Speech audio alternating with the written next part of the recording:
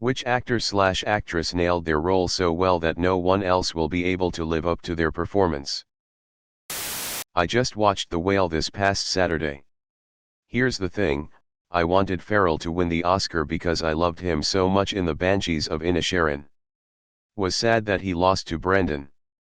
Though hearing about what Brendan has gone through over the last few decades, you can tell he needed it more rather than just wanting it.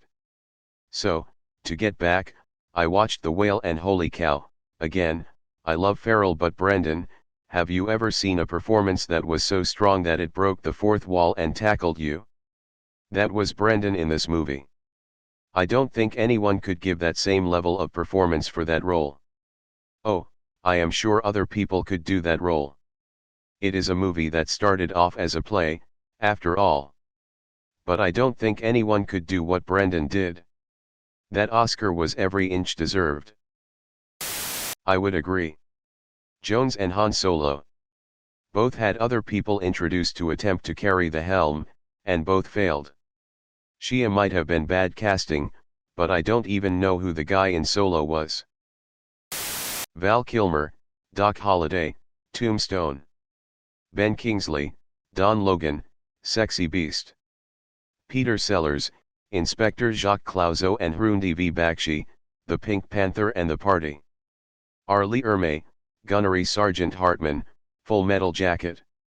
Jeff Bridges, The Dude/Jeffrey Lebowski, The Big Lebowski. Michael Caine and Steve Martin, Lawrence Jameson and Freddie Benson, Dirty Rotten Scoundrels. 90% of the cast of the Lord of the Rings movies.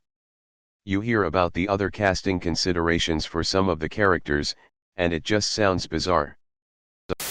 Jack Gleeson as Prince Joffrey in Game of Thrones. I absolutely loathed the character. It took me a while to realize that was in part because of Gleeson's superb acting. It's kinda jarring too, considering how nice and sweet he is in real life. Lena Headey for similar reasons too.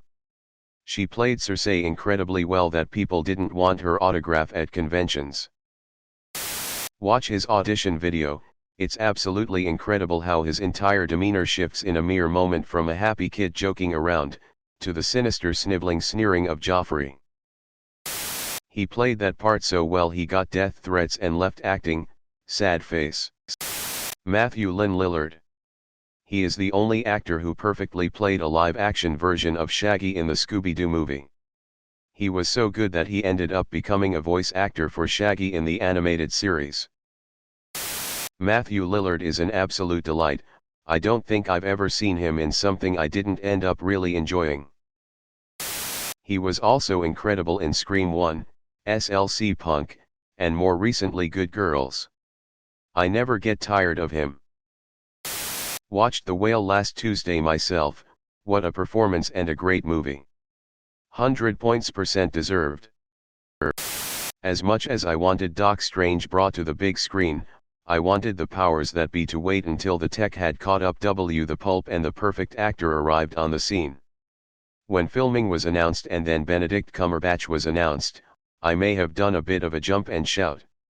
He is Stephen Strange, 1000%. That movie rips your heart out, stomps on it, spits on it, then punches you in the stomach because fuck you. Carroll O'Connor. Those of us of a certain age will remember him in All in the Family. For those not of a certain age, this was a groundbreaking sitcom that addressed political and social change, racism, and women's rights through the character of Archie Bunker, a conservative bigot. His performance was stellar and today considered legendary.